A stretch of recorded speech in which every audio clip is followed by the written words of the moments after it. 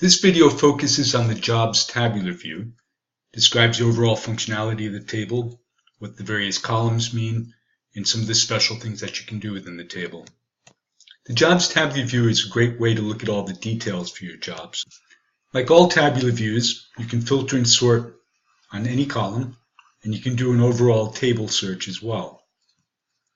If you haven't done so already, we recommend that you view the videos that describe overall how tabular views operate.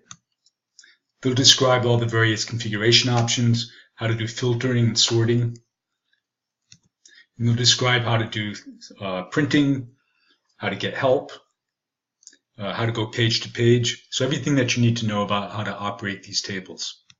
It's very important to realize that the Jobs Tabular view is split into two pages.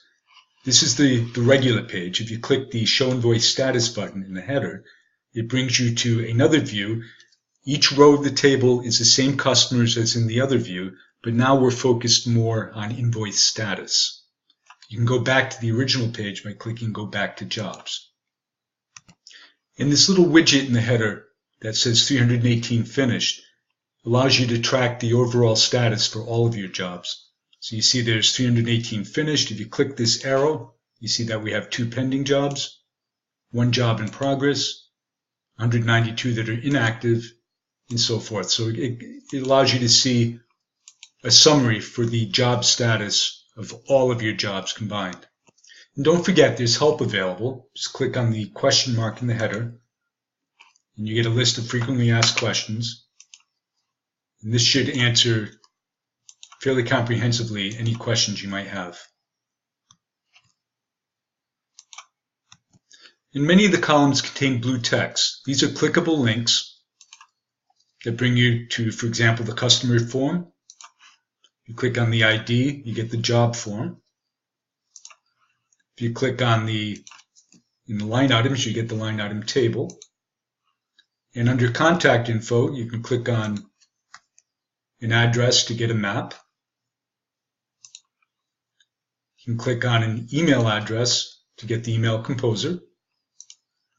And you can click on a phone number, a text number, to get the text composer. At the bottom of the amounts column, we have the total for everything that's shown above. And at the bottom of the ratings column, we have the average rating of all the ratings shown above.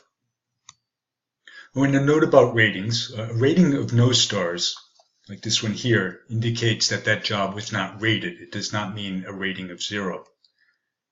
So that rating would not be included as part of the calculation for the average down below. The payment column shows the payment status of all finished jobs.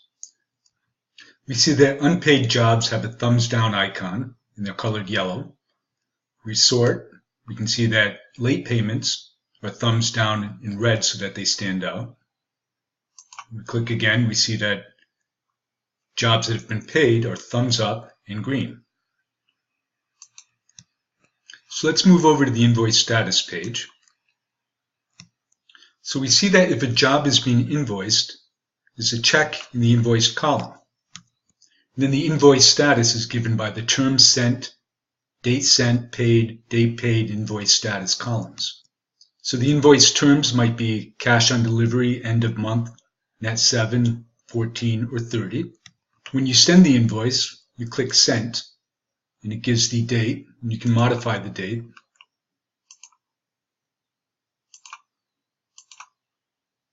And when the invoice is paid, we click paid, and it'll fill in the date, which we can also change.